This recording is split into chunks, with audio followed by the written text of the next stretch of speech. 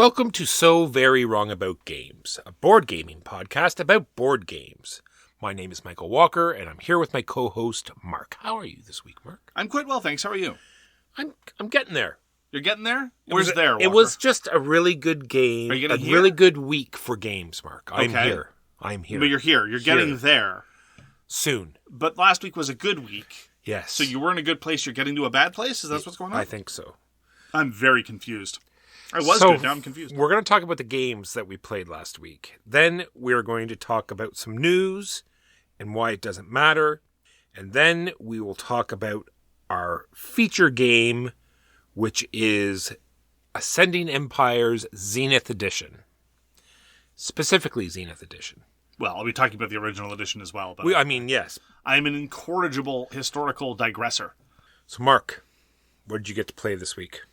Got to play Guards of Atlantis with the Arcane Hero Pack. There are some new heroes in Guards of Atlantis 2, and this is very much in keeping with a lot of Wolff Designa's second editions. They just replaced all of the cards from everything.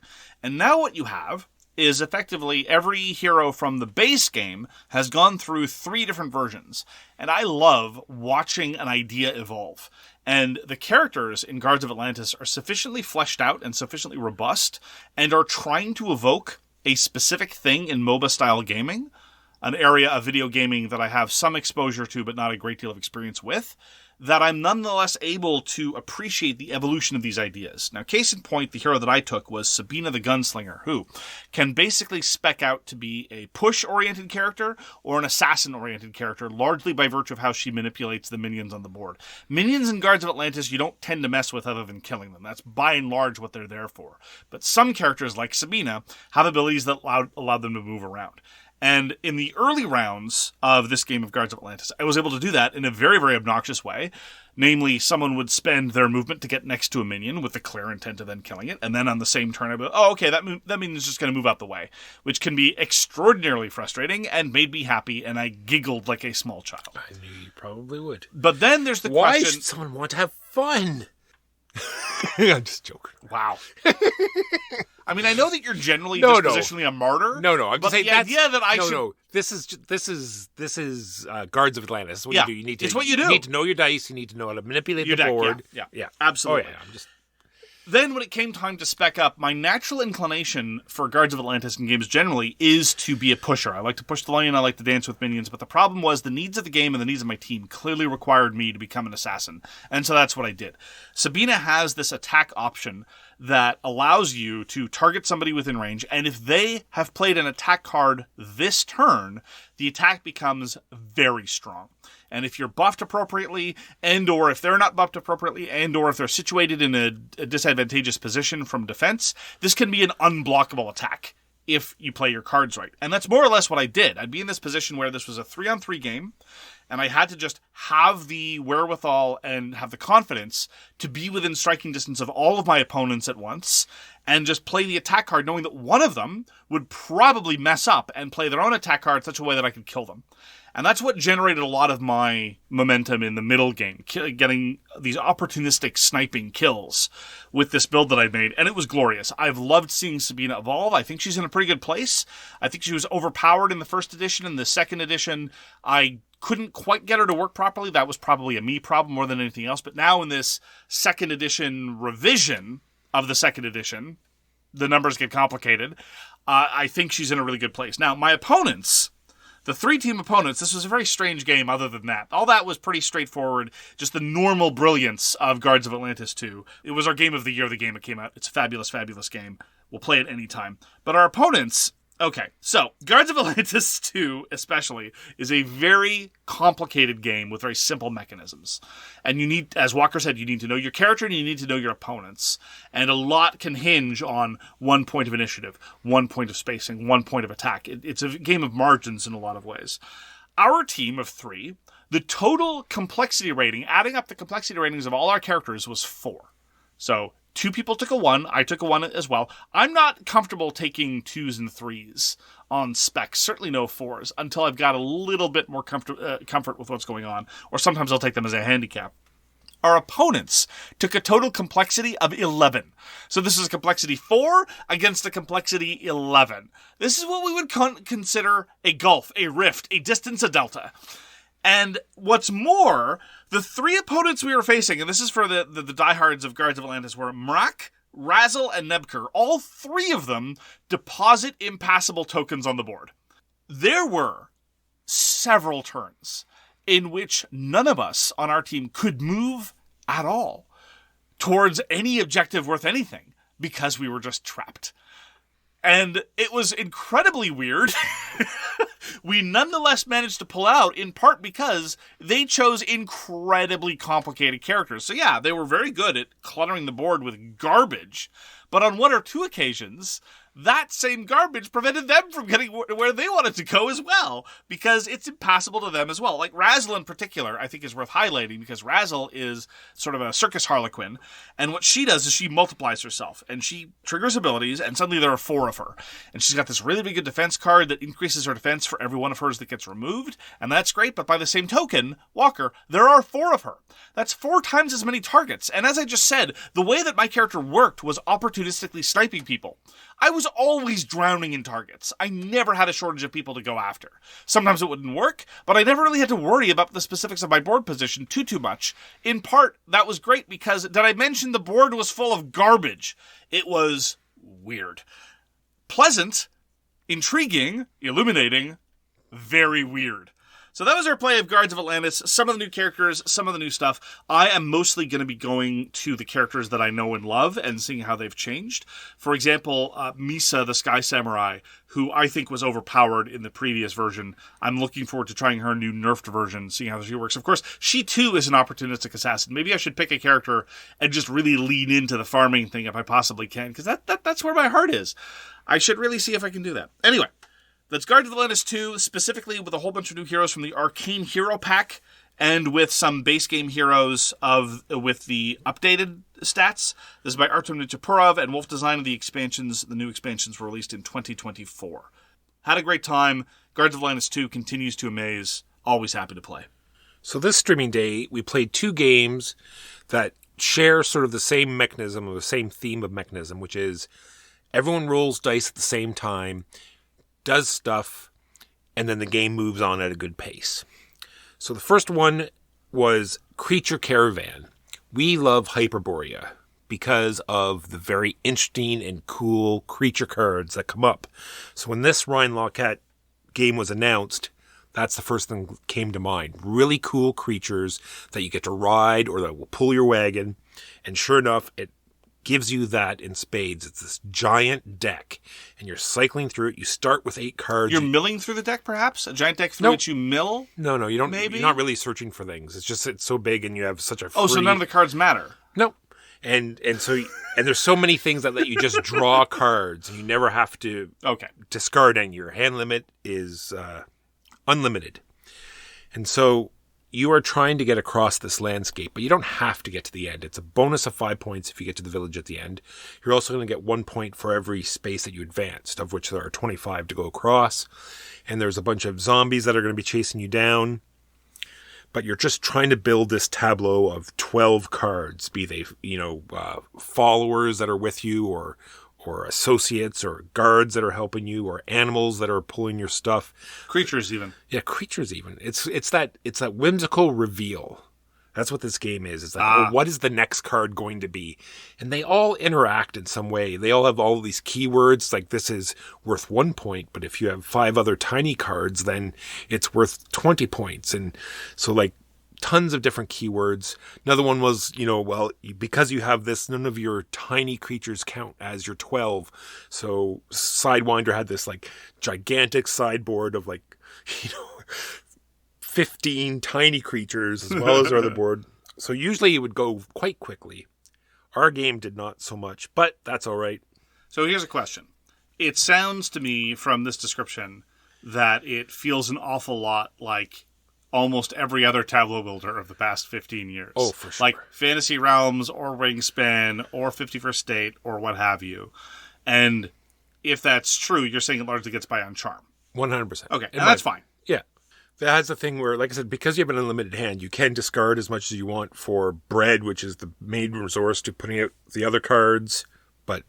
And so you roll your 5 dice, you're allocating dice to do your actions, and then there's a whole bunch of extra actions that will now come up on some of your cards. Anyway, it's a very interesting game. Is the dice allocation any good? Yes. Oh, okay. Yeah. Well, that'd be something to perhaps differentiate it from a lot of other tableau builders. Very glad I got it. It took a while. It's been out for a little bit, but I was like, oh, is this just going to be again? But it was exactly what I wanted.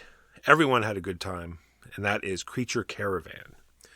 The other one that was rolling dice at the same time, it's called Marvel Dice Throne. So there's Dice Throne that's out there. It's sort of like attack Yahtzee. And it's very player interactive because you're just attacking each other. You're rolling dice, much like Yahtzee. You have 3 rolls to make your best hand, be it straights or pairs or whatever. And they're all referenced to different attacks. And that's paired up with a... I'm told straights can form pairs. Yes, that's paired up. And not all pairs are straights, but, straights can form pairs. And not all straights want to form pairs. That's fine, too. It's true. Not all pairs are straights. It's paired with a card system.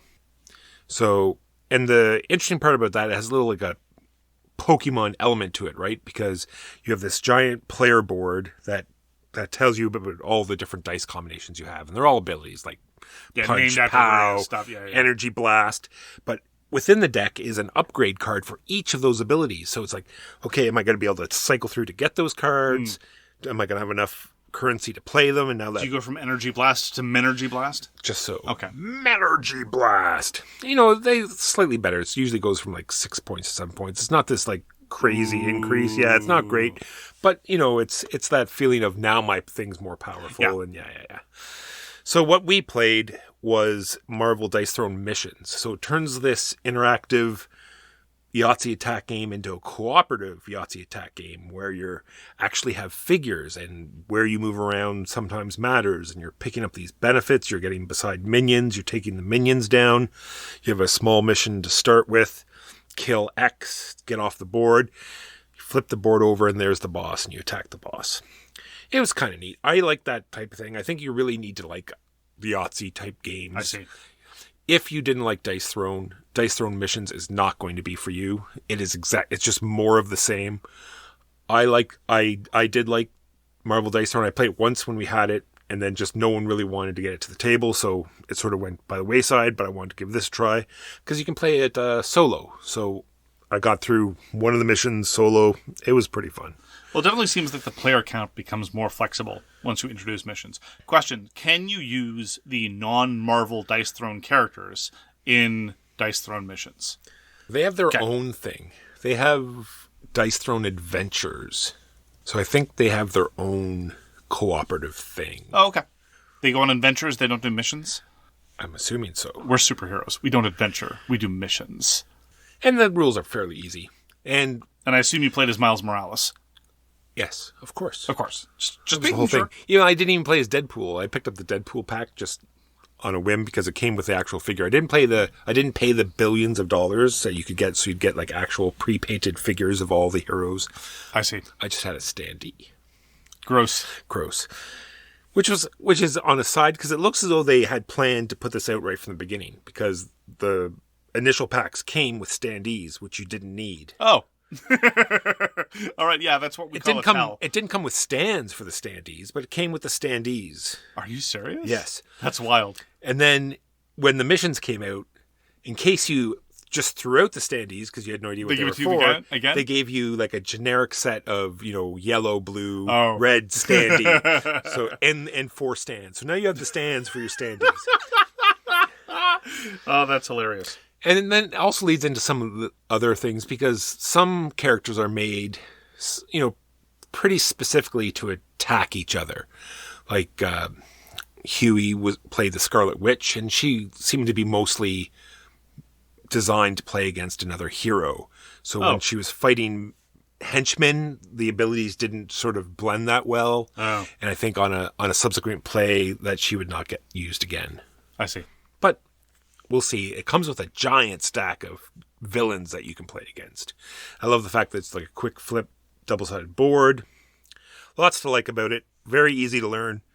Both versions. Like even adding, it's not a huge rules load added on to get to missions. Yeah, but it sounds like for a lot of people, the additional thematic trappings seem sufficiently abstracted that it's not going to overcome whatever feelings they might have about Yahtzee, as you say. Yes, oh, for sure. Fair enough. And they did the great thing that we wish they did in the Sentinels board game. You move anywhere you want to. Yeah. There's no moving points. It's like move to whatever space you want. They did some things where the henchmen will block areas, so you have to kill them in order to get further.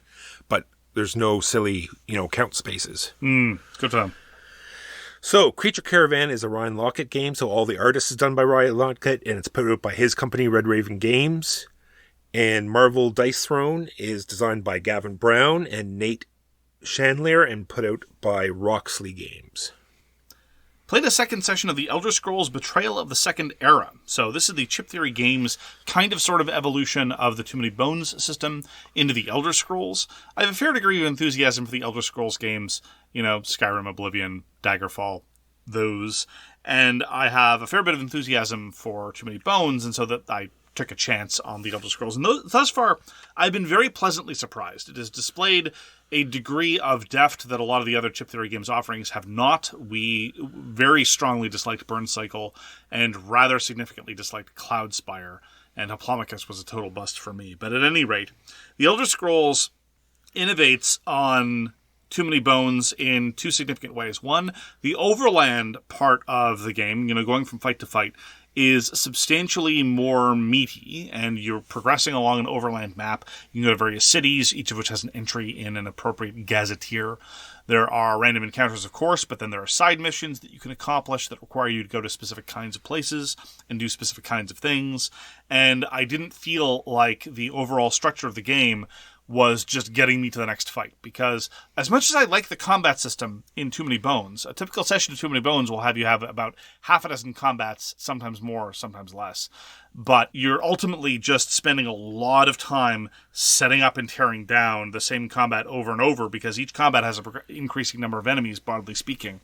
And it just becomes surprisingly tedious to fish out the relevant enemies, form the relevant queue, make sure they have the appropriate initiative marker on them, set the dice on the initiative track, make sure they have the appropriate hit point stack, and then put them on the map. You do that about, 5 to 10 times, you start to get tired of it, and then you have to do it another 20 to 30 times after that. And so it just gets a little tedious. Another issue that Too Many Bones tends to have, and I was explaining this to Il Lupo, the person I've been playing Elder Scrolls with who has not played Too Many Bones, is that the smart play in Too Many Bones is almost always, when leveling up, to just get more attack dice. And that's not fun, because every character in Too Many Bones has 16 unique toys that they can play with. It's just much of the time, not always, but much of the time, you shouldn't play with them, because that's not the smart move. So whenever I'm playing Too Many Bones, I just feel like I'm deliberately playing suboptimally, which is fine. I'm willing to do it. It just feels like I'm at tension with the game design itself. So, in the Elder Scrolls, you don't have asymmetric characters. What you have is an asymmetric racial archetype. The Elder Scrolls has not moved past the sort of race science of role-playing games of the 20th century. And you kind of have a class, but the class doesn't matter a whole heck of a lot. What really matters is your skill lines. And there's a whole bunch of different skills, each of which have their own rules. Each skill might have something like 5-ish different custom dice that each do their own things. Each custom die might have as many as 2 or 3 different unique results on them, all of them well referenced. I never felt overwhelmed by the iconography. Everything made sense, but everything's just really cool. And so my character is an Imperial Archer who, when times get really tough, pulls out a 2-handed sword and yells at creatures and commands them to fight on her behalf. And this is great. I felt like I was given a fair degree of latitude to do whatever it is that I wanted to do. Would I have liked to have picked up, say, illusion magic? Yeah. Did I have the opportunity to? Not really. So the game was giving me enough constraint to guide me in a way so I won't necessarily take the same skills all the time, but I'm getting to play around in a relatively large toolbox. All that stuff is great. The character customization, playing with the different characters, wonderful. The overland stuff, I think, is pretty good. It's kind of there. It doesn't inject a whole lot of narrative into things, but it gives you a nice superstructure to move your party around the map and decide where and when you're going to be fighting your battles, so that part's okay. I've never been particularly impressed with the world building of the Elder Scrolls games, either in PC version or in this, so in that sense it's consistent. I have 2 major misgivings about the Elder Scrolls board game. Number 1 is the length. So the first session we played, every campaign is supposed to be 3 sessions. The first session we played was about 4.5 hours. And a lot of that was just struggling with the rules presentation because there's a whole bunch of different subsystems that you have to wrestle with at any given time. None of it's particularly complicated, but issues like, okay, we're on the overland map. At what point do the universe-specific rules kick in? We were in the Black Marsh for the first session. We were in High Rock for the second. So at what point do we trigger the world-specific effect? Okay, check the chart at the beginning of the Gazetteer. Oh, but I'm later on in the Gazetteer. Okay, bookmark that. Go back to the origin. How far do we move? Under what conditions? When do we move? And then when we stop, what happens first? The rewards phase or the other thing? Okay, go check that. And then you start a fight, and then there's all the same niggles about ordering and things. It's just, there's a lot. There's a lot of details to get right, even though none of it is particularly obnoxious, and I just wanted to make sure I knew what I was doing. They recommend that you go use the Dized app. I can't remember, Walker. Have you ever used the Dized app? It's weird. It is better than... If you need to word search a rules document, I find that it's pretty okay, because for whatever reason, searching a PDF document has not gotten significantly better over the course of the past, 30 years that everyone's been using PDFs? It's weird. You'd figure with the amount of processing power available in everyone's pockets, we'd be able to do word search on a 200 kilobyte PDF in no time flat. But alas, we're not there yet. So if what you want to do is you have the app already open and you want to do a word search of a document, it's pretty good. In any other context, it's sluggish and strange and weird and laggy, and I don't like it. Isn't that the one that also walks you through in tutorials of the game as well? Yes, there are tutorializations for various games that I haven't messed with as much. I don't really like the tutorialization of things because then I don't have a sense of where to look things up. But I guess if you're going to be spending your entire time in the Dized architecture, you're going to need to know where to look things up because you're only ever going to be using the keyword search. Okay, fine, maybe. Is this a free app? It is a free app, yes. All right, interesting. Yeah. But as somebody who actually read the rules and found the physical rules presentation reasonably okay for the most part, I'm using this as a supplement, and there we are. Another misgiving that I have about the Elder Scrolls is that I'm a little confused about the difficulty scaling. So, this is one of the areas where the progenitor Too Many Bones is very clearly visible. The default amount of enemy points you have is the number of the day number you're on times the number of experience points you have. If this is day 3 and you've got 11 experience points, well then you fight 33 points of monsters. And there are various strengths of monster in various stacks, and you just pull so that you have the fewest number of monsters possible. So with 33, you'd pull a 20, 2 5s, and then 3 1s. That's how you'd make the queue. The difficulty 20 monsters are weird. They're very strange. In Too Many Bones, I would look at a difficulty 20 monster and say, oh yeah, that is a badass. That knows what it's doing. It's going to mess you up. The difficulty 20 enemies in the Elder Scrolls are kind of weird and unsatisfying. And I'm not really sure what's going on.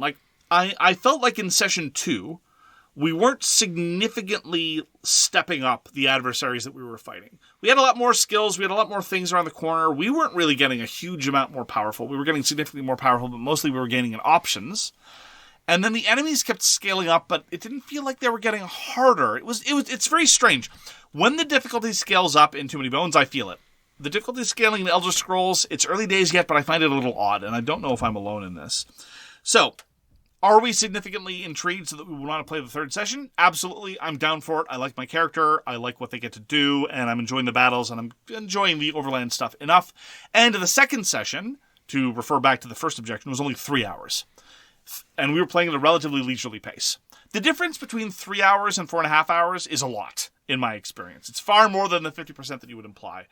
2 to 3 hours, that's a significant, you have to plan for it, you got to do it, but it's not an all-day thing. The moment you get past 4, you have to start worrying about when dinner is, and it's a whole thing. I apologize for being such a middle-aged man, but there it is. So, the Elder Scrolls Betrayal of the Second Era, I find an interesting distillation of a lot of what was going on in Too Many Bones. And it does its license justice enough. But then again, as I say, mostly what I like about the license is the sense of freedom of character customization. And so the board game absolutely does that. And Ilupo and I are interested in going back for a third. I would even be willing to start another campaign with somebody else if they wanted to. I was surprised by how seamless a lot of it was. The setup, the teardown, relatively straightforward, relatively easy, a lot fewer rules questions the second session. Things just went along at a decent clip. So far I'm very impressed, I have to say, all told. I think as a product, I think Chip Theory Games has learned a lot. They still insist on using the strange, slippery cards that I really don't see the need for, and they still make us do the thing that nobody should ever make us do, Walker. Don't make me shuffle neoprene. Oof. You can't shuffle neoprene. Stop making me shuffle neoprene, guys. Anyway, that's the Elder Scrolls Betrayal of the Second Era. I gotta say, all told, I'm very pleasantly surprised. I was not expecting much, but I've come out very, very impressed. And it might obsolete too many bones in my collection. Really? I gotta say, as it's currently sitting, I'm just saying, there might or might not be an event sometime in July 25th, 26th, 27th, where I'm getting rid of all the games that I don't want to keep anymore. I'm just saying that there may be a trove chest full of the complete set of Too Many Bones that's there to be gotten rid of. I see people talking on the Discord. I see people speculating as to what we're doing and why. Yes, we are clearing out the trash in our game collections, but we're also clearing out some really good stuff in our game collections. How dare they? How dare they? Always turn their nose up at free stuff, apparently. The audacity. So that's the Elder Scrolls, Betrayal of the Second Era, and some of my grievances. Mark, you and I got to play Dungeon Kart. I like a lot of racing games. You like quite a few racing games. And this came out in crowdfunding, and it looked like sort of a Mario Kart racing type. It had a lot of good things going for it. Luckily, a local got it, and so I got to borrow it, and we got it to the table. And I think for sort of a family weight game, I think it does a lot. Family weight, really? Huh. I think the movement is fairly dead simple. You move your gear shift up or down, you must move it, and then you move spaces equal to that. You're limited to how many times you're allowed to turn or drift. I think like a family that plays board games. I don't think like a day one board game, family game. But maybe. No, it's just the reason why I push back on it being family weight is it strikes me as the kind of thing that requires a little bit more planning than I associate with family weight games. And if you don't do that planning, you are going to crash. And if you crash, you're just going to go very, very slowly. And I suspect that would lead to some people, particularly younger gamers or people with a low frustration threshold, to not enjoy Dungeon Kart. True, but everyone's crashing. Like, crashing sounds bad, but a lot of crashing is happening, unfortunately. You play a card, you make someone crash. You bump somebody into a wall, they crash. Lots of crashing. Yeah, I know, but like that level of stepping back and saying, yeah, I crashed, but it's not a big deal. Very much like how any reasonable adult would be able to take a step back from civilization and say, yes, I got hit by superstition this turn, but all told, I'm moving at a good clip. Of course, any civilized person would do that, Walker. But nonetheless, taking that step back is often the kind of thing that family weight games cannot ask of an audience. It's true. So it was fairly bog standard. There wasn't very much. There were some interesting things in Dungeon Kart. There was the gear shift where if you move through a certain train type, those train types were listed on your gear shift, and if you move through any of them, you gear down to the slowest one. In theory, that sounded very interesting. Unfortunately, in gameplay, it didn't really pan out because like the dirt one, which is the one that we were hitting more often, was so high up, it just did not matter. The other interesting part about it was that you would draw all of these hazards, and some of the hazards would be like adventurers and heroes, and there would be like druids or necromancers, and they'd all have their own special rules, mostly just during setup, so you wouldn't have to constantly reference it or anything. So it wasn't a huge pain. Like the druid put out a big pile of grass that would block part of the thing. Necromancer would have zombies, and the shinobi had a big cloud of smoke that you had to go through. That was kind of interesting. But overall, it just didn't really bring much to the table. It was reasonably cute, but I agree. It felt an awful lot like Mario Kart in some of the worst ways as well. You pull these spells, which are these one-shot cards that you can play, and a lot of them are just very, very blunt catch-up mechanisms. Like, play this card, everyone ahead of you crashes. Stuff like that. Yeah. Fine, whatever. I mean, it's part of the genre. I'm not going to quibble too much. But in terms of satisfying race elements, I did see Huey pull off some interesting turns. I will say that. He'd find a way, with the combination of the way the track was laid out and with his drifting capabilities, to find really cool shortcuts that I thought were neat. And that was kind of interesting. Unfortunately, it did not triumph over my blunt force drive in straight line real fast. So that also doesn't speak terribly well towards it. I mean, I would have liked just another little bit of something to make me care about what was going on in a mechanical way. Like, yeah, as a spectacle, it's fine. You're moving around the track, people crash, haha, it's fine. But as you say, the terrain limitation on your gear shift doesn't really matter a whole heck of a lot. The decision of whether to gear up or down wasn't particularly fraught. It was reasonably straightforward based on where you were on the track. It didn't have something like the hand management that you found in Charioteer, or various other clever card manipulations you might have in something like Mush Mush or Snowtails or what have you. And those are the kinds of things that I like in my racing games, honestly. And so it was all right. It was okay to play. I'm glad I played it the once. I'm glad I didn't pay for it, but it's put out by Brotherwise Game and designed by Michael Xuereb. Yeah, it's in the Boss Monster universe. I have not played Boss Monster. Have you? No. Yeah, I get the sense that it would not be my kind of game, but who knows? I don't mean to slander it unnecessarily. We played another game of Star Trek Captain's Chair. I really wanted to play this again because this is by Nigel Buckle and David Turczi. They of Imperium and Voidfall, two of my favorite hobbyist games of the past few years. Really stellar designs, no pun intended. And I just find Imperium to be relentlessly rewarding and relentlessly interesting. And I will happily play it any day of the week, and I will play it solo. It's that well done. And Star Trek Captain's Chair is pretty much Imperium, but Star Trek-y and limited to a two-player game. And I have to say, very disappointed. Overall, my thoughts are kind of solidifying. I'd play it again if people are interested in, but I didn't get the sense that you were particularly jibed.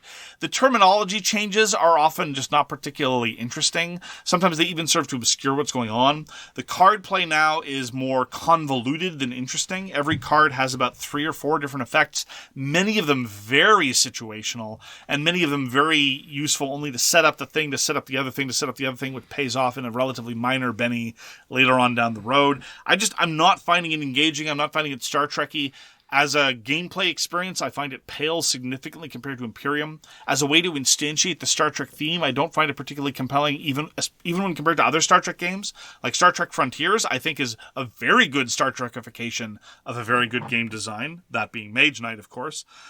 And I don't think the Captain's Chair does a great job of getting its own identity, and so it's mostly just kind of cumbersome combo building. Yeah, because of Star Trek, literally all of Star Trek, they had like zero focus. It's like all time periods, all movies, all captains. And they're not going to give us James Kirk. Like, if you're going to do that, right? Yeah. If you're going to pull that crap and span everything from like 50 years of network television, why are you not giving me Kirk? Obviously, they're saving him for the expansion. That's like so transparently obvious, I think. But it's just incoherent and incohesive. Yeah. Like it's all over the place. You're trying to search for certain cards, but they have so many that who knows where they're going to be. As a wise alien once said, Mark and Walker playing Captain's Chair. Shaka when the walls fell. Shaka when the walls fell. Also, there's this strange focus. Like, again, there's a number of ways in which it does not feel like Star Trek. But one way in which it really doesn't feel like Star Trek is you spend all this time trying to acquire cargo. And, like, there's this cargo deck of just interesting objects and weird items that have shown up at various Star Trek. Random ship parts. And or phasers and or... It's like, here's a batleth. Here's a photon torpedo. Here's a whatever. It's like, okay, I guess whatever. And the thing that I kept thinking was Carno Go Space, Cargo Road. Boo. No? No. Just as a note, my objection is substantive. It was not just trying to get me there. It just, I got there organically. I wish they do have all these sort of scientific cards that are like anomalies and stuff. I just wish that they went out on the board, much like the planets, and you had to work towards rectifying those as opposed to just beaming people to planets for whatever reason. You don't beam people to planets. You beam people to ships. You beam them from your hand or your play area to a ship. People don't show up on planets. Away teams show up on planets. Yeah, sorry, away teams. You keep trying to send away teams to planets. Well, no, because you have like a beam somebody to the ship. It's like, oh, does that mean that Riker's going to go to this planet? No. That just means he's going to sit at a console somewhere forever. But you can beam ships to ships, and you can beam. There's no limit to what you can beam to ships. Well, it's like a Russian nesting doll. You just keep beaming them in, right? Yeah, so weird. I, for one, am very disappointed. I came in with relatively high expectations, admittedly. But as both a Star Trek fan and a fan of the work of Nigel Buckle and David Turczi, I have no independent interest of going back to Star Trek Captain's Chair again. We got Keyflower back to the table, but this time we played the Merchants expansion. It's designed by Sebastian Bleasdale and Richard Breeze. and put out by R&D Games. It is an auction game at its core, and it's done in like colors of meeples. And it's very sort of strategic in that way, because once you start something in red, be it, one of your own tiles that you already have in place, be it a tile that's in the market to be bid on, once a color's there, then you can only use that color to outbid or even activate the tile. And so the first meeple to activate it is 1, then you need 2 more meeples to activate it. So there's all this counterplay and locking things down. It's like, well, I'm going to activate that with red. Now, if someone wants to even bid on it, now they have to bid it on red. So there's lots of back and forth like that. Very interesting. Adds further tension to the impetus of placing early, right? There were a number of occasions where I desperately needed some effect, and I chose to get it by activating some other person's tile. And they'd been banking on activating their tile later, but they didn't have the necessary color available. So I show up in yellow. They don't have any yellow, and suddenly they're locked out of that tile. Now, granted, that was not an example of deliberate blocking on my part, but the reason why I had to show up early was because I knew I couldn't contest in any given color. And so that adds to the tension and decision-making about what to do with your turns. Yeah, you're also bidding on turn order for the next round, because you get to see sort of the currency that you're going to be able to get for next round, be it meeples or, skill tiles. And so are you going to waste meeples there? If you're outbid, you can move it around. Walker says waste. Walker never bids on the drafting tiles. Exactly. He just never does. Only I did. You did it once. So I could get first pick in the last round last game. Yep. But that's that. Always love Keyflower. So this was with the merchants. So there are two big expansions for Keyflower, and then there's about a dozen or more promos. Yeah, it was 18. Yeah. So there's the farmers, which introduces animals, and it's not entirely unlike the way animals are handled in your standard Uwe Rosenberg game. You need to have somewhere to put them. They breed under the same conditions as they do in a Rosenberg game, broadly speaking. And there are a variety of different tiles that either give you animals or help you move animals around or give you bonus points for animals in various places. The merchants adds 2 things. It adds contracts, which honestly, by now, at the time they weren't innovative. In 2014, it's not like it was the first time anyone had sock away these resources to get bonus points. But by now, it's, just bog standard. Just have these resources at the end of the game, cash them in with your contract, you get points. Additionally, though, they can be cashed in early to get some bonus resources, which is nice. It gives you a little bit of extra flexibility. And the other thing that it adds is these tile improvements. It effectively allows you to upgrade a tile twice. The sum and substance, the net effect of all these things in the merchants, is that it really doubles down on emphasis about the tiles that you have and what you're doing with them.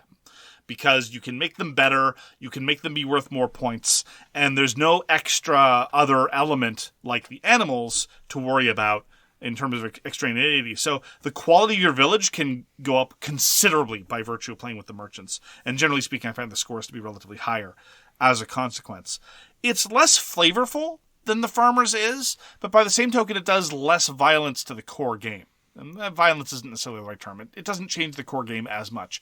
The general impression of the table, though, is they seem to prefer the merchants considerably to the farmers. What was your impression, Walker? I also like the contracts, because it lets you do a little bit more calculations at the end. It's like, well, I can use this to get 5 or 6 points to, but that would take a lot of manipulation, moving them around my board, getting them to the place where they need to be.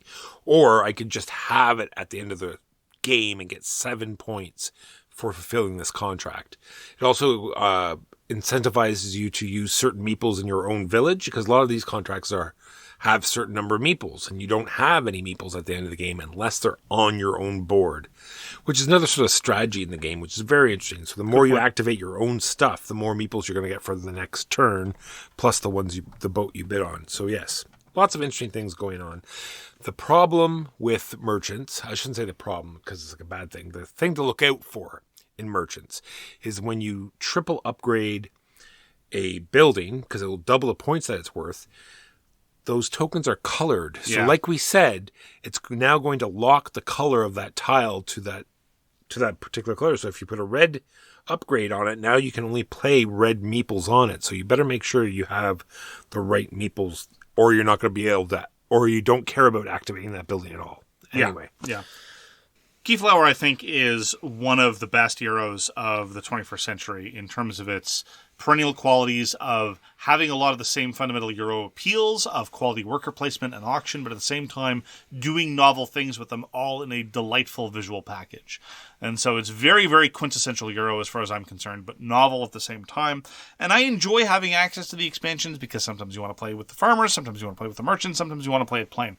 Very seldom is it the case in my experience, again, that everyone mixes everything together and just plays them as they come up. Because if you're going to play with the animals, you want there to be a reliable way to get animals. If you're going to play with contracts, you want to make sure that the contract tiles come out so that people have access to contracts.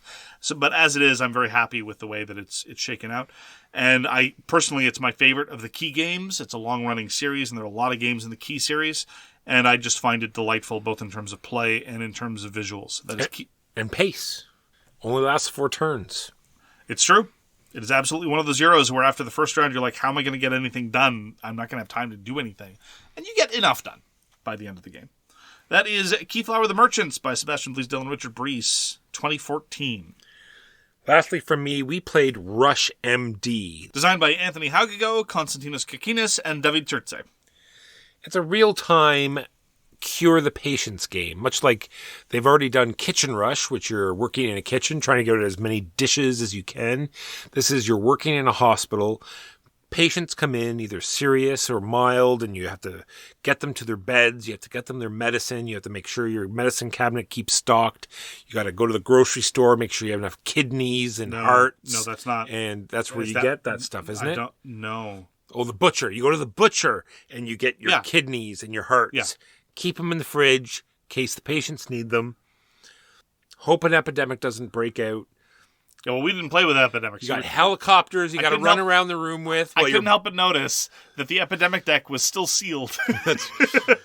And all of your you're doing all this with sand timers. You have a doctor, sand timer, and some nurses, and they're all being flipped around to do all these different actions. You have a helicopter where you balance a sand timer on it while you run around the room to different spots at the table. Yeah, I was unprepared for how much toy factor there is in Rush MD. So the helicopter is a promo. We didn't play with that either. You're specifically instructed that you have to set up the remote helipad at least 5 feet away from wherever the admitting area is. And you have to balance your doctor on the helicopter, and so it adds a dexterity element. When you're operating on organs, whenever you use organs or move them around, you have to do it with tweezers. If you're injecting a patient that's an outpatient, they just need a quick shot of some drug, that's fine. You just take a little piece of wood, put it into an actual plastic plunger thing that's standing in for a syringe. There's no needle, but it's actually got the plunger bit. That's fine, but if they need the drug administered during surgery, well then, you're not allowed to touch the drug. You have to do that with the tweezers. And so there are these lovely little toyetic factors all over the place. So these cardboard beds, and you're chucking you chuck the patient in the bed, and anything they need to be treated with, you're throwing in the bed and moving the bed around as they're going from imaging over to surgery, back into the ward. There's a lot of toy factor, and I was very pleased by that. Yeah, all sorts of little mini games like, they need to, be diagnosed, an X-ray or a culture or blood work, and there's all these different mini games that you do in order to get those diagnoses, and you throw that card in their bed, and that adds more medicine or stuff you need to do to that patient. Overall, I've always loved Rush MD. I would be very much interested in trying some of the modules, trying some of the epidemic effects, because I found, despite the fact that there was a profusion of sub-mechanisms, I had no difficulty remembering how they all worked in the middle of play. The rulebook is a little daunting, right? There's, page upon page upon page of components. Like, well, this deck, it works like this, and this other deck works like this, and this other deck works, and But when you're actually playing the game, everything's really smooth, which is important. If you're going to have a real-time game, whether it's co-op or competitive, but especially if it's competitive, it is important that you don't need to pause for rules explanations too much. And every individual thing is very easy to explain. It's like, wait, how do I pull this card again? Flip over tiles until they match. Okay, good. We're off. And I just want to say, I think that many of our patients were churlish for objecting to their over-treatment. There's one individual who got, a bonus kidney or two, and they have the audacity to complain. Well, we had the extra medication in there as well. About 4 or 5 extra syringes in order to keep I thought it was sedated. A bonus. It was like a combo deal, right? Exactly. They needed a heart and 2 bones and a couple of pills. I gave them some free injections and some livers, and they complained. Patients these days. Selfish. Bunch of crybabies. Rude. So that's Rush MD. Very eager to play again. Very eager to try some of the modules. This was clearly a design team that loved just playing around with stuff and throwing more toys at the wall. And I'm certain that there are modules and configurations that don't work, that are unwieldy, the combination's not so great, certain strong. I wouldn't be remotely surprised. But as it is, the core game is very toyetic, and the expansion modules are clearly with that in mind. A sense of play, a sense of joy. Let's play around with some components and some toys. And that is absolutely what I want out of a hobby game now and then. And it's just a really interesting co-op element on top, because you have to work on this. There's this weird sort of broadly systemic triage that works, because there's a very limited ability to admit patients, and then there's the surgery bottleneck, and it's well done. This is what I'm looking forward to. This is Artipia. And so there's a crowdfunding Artipia that I crowdfunded. It's about firefighting. And same thing, high toy factor. You're moving around these fire engines around the city, fighting fires, saving people, trying to keep your water levels up. You have fire extinguishers, lots to it. Hasn't fulfilled yet, but it'll be just as fun, I'm sure. Looking forward to that. So between of the small child ideal professions, right? Doctor versus firefighter. There are others, but doctor versus firefighter. You'd pick firefighter over doctor? I think so. That makes sense. You are fundamentally a jock. I'd pick doctor. Definitely not a cook.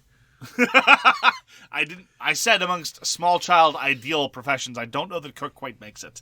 We have baby animal doctor at the top. Yes. G.I. Joe is right up there, right? So a lot of people want to be baby animal doctors. Professional hockey player. Professional sports player of some kind, right? I suspect now there's a saddening number of children who would include influencer on that title. One second. I threw up on my mouth. Yeah, we're getting to move back. Do you know what? We might need a doctor on this. Rush MD. Those are the games we played this week. Now a quick break while we pay some bills. And we're back. And on to the news and why it doesn't matter. Walker, what do you got for us this week? Well, Yokohama Duel was supposed to come out, and TMG had issues, so we didn't see many copies, but Synapsis Games has decided to put out a second edition of Hisashi Hayashi did Yokohama, and he's also doing Yokohama Duel, so it'll be out again. Looking forward to that, like a specifically 2-player version of Yokohama. Also marking, you and I have played a lot of Helldivers II. They have announced... It's not my version of Helldivers. Well, why don't you tell the listeners about your idea of what a Helldivers 2 board game would be like? Well, it would be a great dexterity game, and you could have all these cool elements, like you have a bunch of cubes in a tube, and you wave it above the table, and they all fly out. All these different, or you could have all the tokens that are different arrows, and you have to arrange them in the different stratagems quickly. And you have all these different mechanisms that you're going to use for dexterity elements and flicking and knocking down the aliens. Dexterity. Helldivers 2. Absolutely. This is important for those of you that are unfamiliar with the Helldivers video game franchise. A lot of it is about tragicomedy and the humor of absurd violence misapplied, because it's about air power, relentless air power being deployed against an overarching alien enemy. And it is difficult to apply that power precisely. It's a lot of power, but precision isn't its bag. And that obviously lends itself to a variety of dexterity elements. And I think Walker's design suggestions are brilliant. But instead of getting that, we instead have... This is a Sony game, so naturally the license is going to go to Steamforged Games. So yay. Yeah, it'll be... I moved 2 spaces, and now we'll roll some dice to shoot my gun. Yeah. Pass. I have zero hope for it. Steamforged Games has been relentlessly mediocre, and they just gobble up licenses. I couldn't help but notice, as a news item, that CMON has announced that they expect to be taking a loss this year of in excess of $1 million. And I can't help but wonder if it's because the glory days of CMON getting big-name licenses, running $4 to $5 million Kickstarters has passed, because a lot of the oxygen has been sucked up by companies like Steamforged and others that get these big-name licenses in a way that CMON doesn't anymore. It's true. Not that I'm saying that CMON would have done a stellar job of Helldivers 2. They might have, though. Sometimes they did interesting stuff. Things I do like to see is when older games, these aren't that old. Let's not go over the top. But when older games get expansions, because there are people that are dedicated or really love a certain game. Lots of people like Inis. Yes. Inis is now going to get a new expansion that will have several different modules in it. So new content for Inis. Happy for the people that love that game. Same with Tiletum. I'm sure I talked about this, but I looked it up. I didn't see it anywhere because I know I saw the images before. Tiletum is also going to be getting an expansion called Prospect for Silver. It's a little bit more recent game. It's a T game from Board and Dice. I very much enjoyed it. I still have it. So glad it's getting an expansion as well. Sometimes I drop a board game component and it doesn't land on the floor because it's just landed on my protruding gut. Then I have a Tiletum. Why do you do this? Who made you like this? I can't stop, Walker. I have a disease. Finally, just another reminder that if you are a patron of Sober Wrong About Games, you have access to early registration to SwagCon, July 25th, 26th, and 27th in Kingston, Ontario. Non-patrons will have their chance to register very soon. But early registration is open now. I'm really starting to look forward to this, Walker.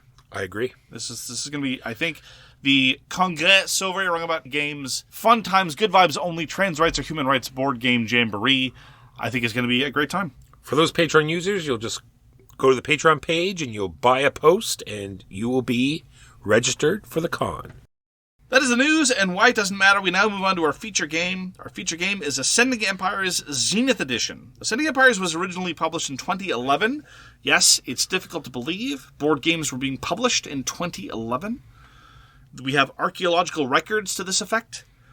And it was published by Z-Man Games, Z being the eponymous Zev Schlesinger, also of Play to Z. It went Stick, Rock, yeah. Then Ascending Empires. It was the second game ever made? Second game. Oh, okay. I remember back in my day, we had the jacks, and we had the ball, and we had the mancala, and that's what we called board games. Nice. So Ascending Empire Zenith Edition is a reworked version of that same sci-fi game, now being published by Play to Z, which is Zev Schlesinger's new outfit, fulfilled in 2024 after successful crowdfunding. Walker, why don't you give us an unhelpful summary about what one does in Ascending Empires Zenith Edition? So what you're doing is a game that combines things that are not normally combined, Mark. We have a action selection that is very tight and consequential, mixed with dexterity elements. So you're making these action choices. Am I going to build? Am I going to do something? And then you actually have to flick. There is options in the game that you don't have to do the flicking part. But essentially you're flicking across this large neoprene mat. There's all these planet discs that are hold through the whole map, so you're trying to avoid those. You're trying to avoid hitting temple ships, other players' ships. Lots going on. Very much enjoyed all of my plays of Ascending Empires. So the original edition in 2011 was one of the very, very, very few at the time, quote-unquote serious hobby games, not that I necessarily like that designation, but game that was appealing to a relatively hardcore hobbyist audience that included dexterity elements. At the time, that was considered far more iconoclastic and, quite frankly, daring from a design idiom than it is now. And it was primarily held back, in many people's estimation, by component problems. It was a puzzle board. It came in 9 cardboard panels that you fit together with puzzle pieces, and most copies ended up with 1 or 2 problematic seams. Some were worse, some were better. There were very small people who lucked out and had no problematic seams. My copies, I had 2 different copies at 2 different times. They both had 1 problematic seam. There were a variety of workarounds around this. A common house rule that I saw mentioned a couple times was anytime you're flicking across a board, you can replace it with a glass bead, because glass beads didn't have the problem of going flying when they would hit a problematic seam. They just glide right over, whereas the wooden spaceship tokens would have a bit of a problem.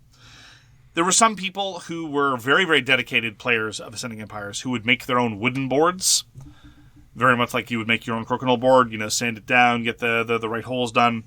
At the time, though, it was observed, everyone knew that a custom neoprene mat would solve the problem. Like, it was relatively straightforwardly obvious that's what it was. But I can assure you that, certainly based on my perspective back in 2011, the idea of a hobby game like this, having a custom neoprene mat, was outlandish in the extreme. Nobody was saying, why didn't you include a neoprene mat? The discourse was, shame we couldn't have had a neoprene mat. And by we, they meant the industry, right? It just wasn't doable. And so, in many ways, Ascending Empires in 2011 was ahead of its time. Now, I would say that Ascending Empires Zenith Edition is a board game very much of its time. And one of the indicia of that, I would say, is the neoprene mat. Not only that, it's sort of 3 games in one box, because not only can you play the new updated Zenith edition of Ascending Empires, they included the Classic edition. They also included a game called Cosmic Couriers, which is sort of like a game you can play with your children. It's sort of like a mini game where you can flick across the map and you deliver goods. I haven't looked into it very much, but I'm going to check it out. It's also like a whole solo campaign mode that looks very interesting that I might try as well. And a whole bunch of modules. Many modules. Many modules to try. So what they've done... Is that how you say that word? Okay. So what they've done, like Mark said, there's not one neoprene mat, but 2. So you sort of line them up. In all the games that we've played, there was never a problem with the seam down the middle. Not a one. Everything glided across just fine. Nice and colorful. And so what you're doing is on your turn, you're choosing an action. You're either going to move, or you're going to deploy some troops, or you're going to build. Moving will allow you to flick a couple of ships across if you have them on the board. If you collide with other ships, they'll be destroyed. And if your goal is to try to destroy other ships, you want to get just close enough. There's this range ruler. Token. Range ruler. Yeah, ruler makes it sound as though it's big. Because this thing is not big. It is a token. Fair enough. This little cardboard rectangle that, along its short side is short range, and it has a long range for other things in the game. There's also a whole sort of tech system as well. Lots to like. Let's talk about some stuff. Let's talk about some stuff. I think there are 2 major differences from the base game of Ascending Empires to now the Zenith edition. And I think they're mostly for the good. And one of them relates to how most turns now have a fair degree of greater flexibility. Back in the day, back when I was young, In the before times, when all we had were landlines, Walker. Can you believe it? Back in the distant time of 2011. On your turn, if you did a move action, you flicked twice, and that was it. And now there are additional elements that really give you a tremendous degree of flexibility. One of them is maneuvers. Whenever you are engaging in a turn with movement, you get any number of maneuvers for free before, during, or after these various actions. So, for example, if you have a ship in orbit around your planet, you can reposition it for free if you're doing a move action. You can land for free, you can take off for free, you can get a bonus flick for free in some contexts if you're orbiting the right kind of thing. There's a whole bunch of stuff you just get to do gratis. And this can really extend the flexibility of what you're doing, and it allows you to play around more with some of the text. More on that later. The other element of flexibility is energy. Because another thing that would happen very often in a game of Ascending Empires, and it still happens in Zenith Edition, is you line up, you get up from your chair, you walk over to the right quadrant. You need to go do that short flick. You flick into that planet, and you just woof it. You're just a little bit short, and you feel like a complete moron. You needed to go 3 whole centimeters, and you only went 1. Or, just substitute that for inches for our freedom-loving audience. Or it was the case that you walker the shot and bounce off the planet, now you're just outside of orbit. In normal Ascending Empires, that action just wasted. It's gone. Whatever. Good luck next turn. Now you can spend energy to buff or increase most turns, and that kind of takes the edge off. For the most part, I think that's a good change. And it leads to this great sort of decision space, is that you can take a move action, and you get to flick all these ships, you get to move around orbit and realign things, move your star bases, turn guys into ships, land on planets, lots to do, compared to if you take a build action, you get to build one structure on one planet. It is so limiting, and that's such a tough choice. That's why I really enjoyed it. I'm glad that they did that. I'm glad they made it such a difficult choice to make. Am I going to take my whole turn to build that? Because that's what leads to points.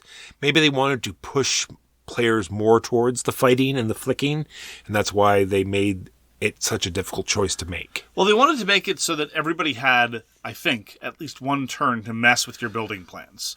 Because you have to set everything up and then on a later turn build things. However, I've got 2 minor gripes with the way building is handled in the Zenith Edition. Number 1, it does really feel like you can have a fun turn or you can have an effective turn. Because building, as you say, tends to be worth a lot of points. It sets you up for a lot of great things. It's very important, and it lets you bootstrap into very, very lucrative turns. It doesn't feel very satisfying to spend your entire turn replacing a dude with an outpost. Nothing immediately happens. Meanwhile, your friend over there during their turn gets to flick 5 times and destroy a whole bunch of robots, discover new tech, and get a bunch of new toys. Well, not tech, but a whole bunch of new toys because of the way energy and maneuvers work. So there's that. The other problem is that the whole interact turn. This is an entirely new thing. This didn't exist in the base game. And this is not me saying it was better before. Let me be very clear. I think the Zenith edition is an improvement in every way over the base game. I think the base game was an excellent proof of concept now, but the Zenith edition is the way to go. In the interact turn, you basically can do a whole bunch of miscellaneous leftover stuff. Claim a victory objective that you're qualified for, use some tokens you might have found, get new tokens, things of that nature. These turns can sprawl all over the place. And my problem with them is not so much about the efficiency, not even so much about downtime, because there's not a whole lot of downtime in Ascending Empires. It's just that they make all the other turns look stupid in comparison, right? It's like, okay, I've got a couple tokens in front of me that I just picked up organically over the course of my turn. All right, I'm going to activate this one. This allows me to deploy 2 ships and do 2 flicks. Okay, I'll spend an energy. Cash in another token. Oh, this allows me to flick some more with a bonus to my attack. Oh, and then I'll spend another energy. Oh, this lets me get to build at the end. It's like, wait, what? Suddenly you're taking 5 turns at once, and it makes all the other turns look unsatisfying in comparison. It's weird. Sometimes the energy is a little hard to control because it's very hard to sort of cycle that energy. It's sort of like I use it, it slides down, then you need to slide it back up so you can use it again. And usually the only way you can do that, there are other ways, but the main way is to either build a city or to build a space station. And sometimes that can be difficult to do. So a lot of turns you're sitting there with no energy. So it's a lot about timing. That's fair. I really loved our most recent game where I hated it. You were there. That hurt. If it wasn't, like, if you were somebody else, like someone I actually cared about, that would actually hurt. Oh. But thankfully it's you. I feel better now. I love the puzzly bit that I had to go through a lot of times because the only way you can unlock more troops is by putting out cities. And the only way you can unlock more ships is to put out space stations. So you're constantly at this back and forth where I can't deploy more units because I don't have them available, or I can't deploy more ships.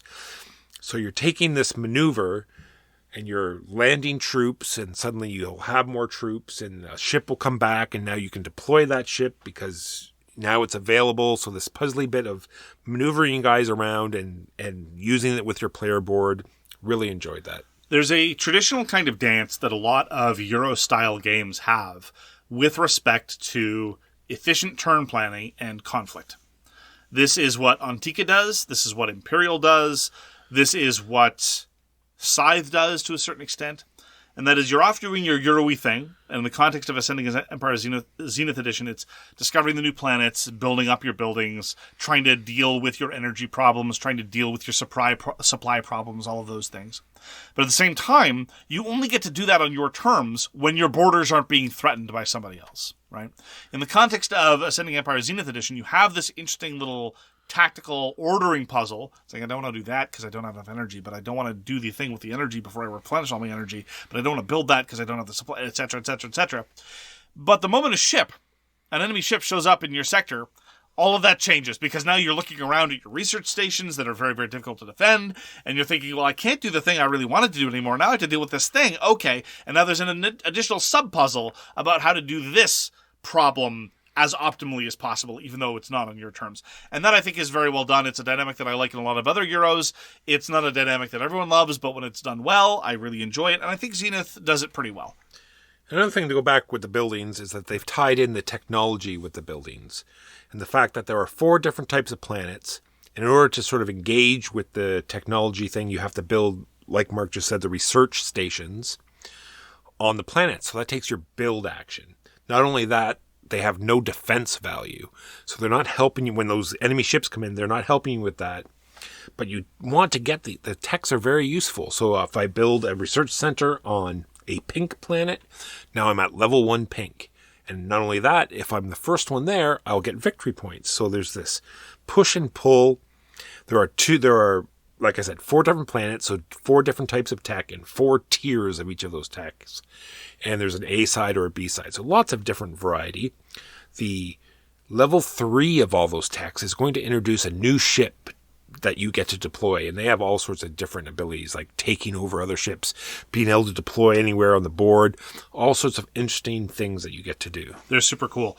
In the base game, in the original version, the techs were very different, and there was only one set of them. And indeed, the level 3 red tech was the only one that gave you a new ship. Whereas in Zenith Edition, there's new ships at every level. And it was overpowered. It dominated the game because in the original version, it was the only ship with a 2 firepower built in. So it could show up and kill things by itself. Most of the time in Ascending Empires, if you want to kill anything, you either need a bonus from a tile. Again, I'm not a huge fan of those turns involving lots of tiles. Or you need to outnumber the thing you're trying to kill. You want to go kill a starship? Well, you need 2 starships within short range. Want to go dive bomb a planet? You're going to need at least 2 ships most of the time, unless you have completely undefended research stations, in which case you can't do that to your nerds. You can't leave your nerds out to dry. Helldivers II knows this. Everybody knows this. They can't defend them. They got nuclear arms. They can't fight back. But anyway, so the new level 3 ships are great. Now everyone gets to play with ship technology, and the new ships I don't find as completely overpowering as the original level 2 battleship was. I do, however, have one minor preference for the original version in one way only. It was an awkward rule. It was difficult to enforce. It was a little thorny to enforce, but the rule was you could only have one planet across your entire empire with more than one research station. What that meant was getting to those higher level of techs was hard. You had to push out and explore. And there were lots of skirmishes, I remember, in the original version, precisely driven by that restriction. People were constantly had to expand their borders because they wanted access to the new techs. Here in the Zenith Edition, I actually find getting the techs to be a touch too easy. I wish there'd been a little bit more difficulty in getting there. Part of that, I think, is because a planet with one research station on it is worth the same number of points to an opponent as a planet with 3 research stations on it. And maybe if they were a little bit of a better target, you'd be more incentivized to go kill them, and therefore there'd be a greater risk in building more of them. I don't know. I think there is, because those planets that have 3 research stations on it took 3 turns from that planet. I'm not suggesting that 3 research stations is the obvious way to go. No, but I just mean even 1 or 2. That's like anything that destroys buildings is an entire turn you've just taken away from your opponent. Not really, because they've still got the text, they've still got the points that they did to get there. So maybe they're not going to make the push to 4. Maybe they'll just settle with the 2 or 3 they've already got and move on to something else. I'm just saying that there might well be, as you say, a policing reason to go and kill those research stations, but between a policing reason and a natural incentive for me to go do the thing, I will always prefer the latter as opposed to the former. True. Plus all the goal cards sort of incentivize you to push into your opponent's area, because almost all of them are to build these things in your opponent's sector. That's fair. It's just I remember there being a much greater hurdle, a much greater challenge, a sense of satisfaction about getting those higher techs in the original Ascending Empires. In Zenith Edition, I find it comparatively a little too easy. That's all. Speaking of things that are hard and a hurdle, let's talk about setup quickly. Ugh. Because what a pain. Yeah. They gave you these nice trays, has all your stuff. You take the tray and then you dump everything out and then you slot everything in your board. I would recommend not dumping it. There's too many things. I made the great comparison, which I think is apt. If you look at Andromeda's Edge or Dwellings of Elder, the tray is also your player board. So you just move it to your area, you take off the lid. You might have to make a couple adjustments, but it's ready to go. I really wish they had done that. I think they could have as well, and it wouldn't have been that more difficult. By itself, it's not the end of the world, but when you add on the fact that you need to set up the planets, randomize the sectors, then make the appropriate pool of discovery tiles, which is shockingly difficult. I haven't found a good way to organize them very easily, so I end up resorting them every time. Then randomizing them and putting them out in the appropriate sectors. It's a little unpleasant, frankly. It's not the end of the world. It's not the most cumbersome setup I've experienced recently, but you're right. With a little bit of inspiration from other player trays, it could have been easier. And then you got to put it all away at the end as well. Then you all got to... It's true. Which also, I think, dovetails in with the length. I think Ascending Empire Zenith Edition is a touch longer than it wants to be. Again, the original design was very much of its time, and so it was roughly... an hour with 2 players, maybe an hour and 15 to an hour and a half with 3, and maybe getting closer to 2 hours with 4. And Zenith Edition is more or less that length, and it's not particularly overlong, but I would have appreciated a little bit of time shaved off, frankly. Because, again, you do spend a lot of those turns doing things that are very advantageous but unsatisfying. And so I think it might have been able to be condensed to a quicker, more visceral experience. I do think it moves at a good clip, and I do think that there should not be a lot of AP, because what you need to do or should do is fairly apparent, and you will have time to, decide. I can't see people coming to their turn and not knowing what they want to do. That's fair. It's just the last few turns of Ascending Empires, seldom do I feel like I'm racing to go do that one last thing. And very often I'm looking at the supply of victory points, which determines the length of the game, and saying, there's about 4 or 5 left. Okay, where's some low-hanging fruit I can go get? Which is not how I like an endgame to be driven, frankly. Yeah. And so in that sense, the arc, I think, would benefit if the supply were just a little bit lower. Yeah. I might try just trying to sketch out for future games where and when that pool runs out, and where I think the pool ought to have run out, and see if there's an easy formula for reducing the victory point pool. I don't know. Maybe there is, maybe there isn't. So lots of modules that you can play. It has this Guardian warships that feel a lot like the ships that are in Eclipse. You flip a tile, this... They just wait around to die, yeah. This giant ship will show up, and you go up and you kill it. You get a bunch of bennies pop out. There are Empire cards, which give you, player special powers, alien powers. Sublight movement, which is that thing I talked about, not having to flick, if you don't want to play the game. If you don't want to play the game properly. Ancient libraries, which we haven't tried yet. No. If you don't want to play a dexterity game, more power to you. Yeah. But if you don't want to play a dexterity game, don't play Ascending Empires. Yeah, there's lots of other games out there. Yeah. Ancient libraries, which we didn't play. Yet another module. Mega structures we did play with. A little disappointed with the fact that I love the fact that there are different mega structures that you can do. Disappointed with the fact that they only came with 4. 3, even worse. There could have been a lot wider range of different things that the mega structures did. So you randomly decide what the mega structures for this particular game are going to do. They decided to add a whole bunch of different possible minor effects to the Zenith edition. I think I would have preferred maybe 1 or 2 modules that had bigger effects. Like, they could have gone, you're right, they could have gone to town on the megastructures. They could have gone to town with how the alien warships worked or something. As it is, I kind of wish they had a little bit more focus and allowed for slightly more outre effects. Like, the tech effects are really cool. The various techs that you get, some of them are just, means to an end and just necessary to get to the next level. But there's a lot of things on the tech boards where I'm like, yeah, now I get to do this awesome thing. I didn't get that sense from the asymmetric powers or from the megastructures, frankly. Lastly, there's some proximity mines, which we also didn't play with.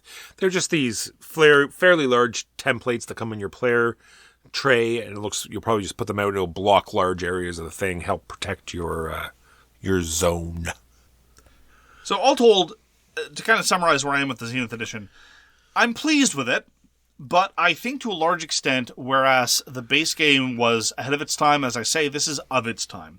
We're now in a position where, and I'm very thankful for this, that quote-unquote frowny, serious hobby games, whatever modifiers you want to apply, I'm not trying to be gatekeepery, I'm just trying to explain how some people view them, take dexterity seriously, and hybridization is a thing that we're more comfortable with. So just thinking about games that have been released since, we're talking about games like The Only Game That Matters, Seal Team Flicks, whether it's Flick Fleet, For Science, even Rush MD has a dexterity element, Minara, and all the co-op dexterity games that we've had. These are all things that we've had since the 2011 release of Ascending Empires. And so it can't get by on innovation alone anymore. It's got a lot of company. And in that sense, a number of these misgivings that I have make me overall just less enthusiastic with it. I think that at the time it was a genre-defying game. And now there are a lot of sort of middleweight, 4X adjacent, not really 4X games that I very much enjoy playing. Again, games like Warpgate, games like Imperium the Contention, all those sub-Eclipse 4X kinds of things. And when I look at the field of hybrid dexterity games and of space games, the Zenith edition just has a lot more competition.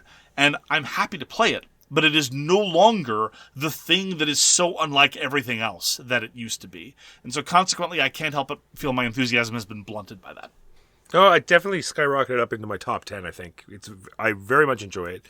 I love dexterity games. I love the tightness of the action selection, how you want to do everything. And even within those actions, like, I really need to build, but what do I want to build? I really want to put out satellites because I'll get more ships. I really want to put out, the research stations because I want these techs. I want to get my cities and my outposts out because it's going to get me more points and help me, because that will allow me to deploy troops on those planets and help me spread out faster. Lots of things going on. I very much enjoyed Ascending Empires. Yeah, just to make clear how much enthusiasm Walker has, we've, for the past few years, been mostly successful at keeping to our idea that we should not be duplicating any games in our collection. But after playing the copy of Ascending Empire Zenith Edition that I got, Walker went out and got his own copy. Yes. So there you go. Very much enjoyed it. And I remember distinctly the original version flicking off the board. And in the games that we've played of this new edition, it never happened once. You, I think, have grown as a dexterity game player. There was a period where you seemed incapable of giving anything other than the Walker 120%. And you would occasionally express grave disappointment in any dexterity game that would not allow you to do that. Now, I think you have learned to appreciate a subtle, softer subtlety. Flick. Maybe it was maybe it was the component problems, maybe not. I think this is a you evolution issue rather than an Ascending Empires evolution issue. So that's going to do it for this week. Thank you so much for joining us for So Very Wrong About Games. We appreciate your having decided to give us some of your valuable time and attention. We hope to see you again soon. Take care of yourselves, take care of your hobby, and thank your rules explainer. Peace! You've been listening to So Very Wrong About Games, a board gaming podcast about board games produced by Michael Walker and edited by Mark Bigman. You can find all our information at SoWrongGames.com. Special thanks to What Does It Eat for allowing us to use their most excellent song, FOS, as our intro. You can find them at WhatDoesItEat.com. We hope to see you again soon, and as always, try to be right, but remember, you're so very wrong.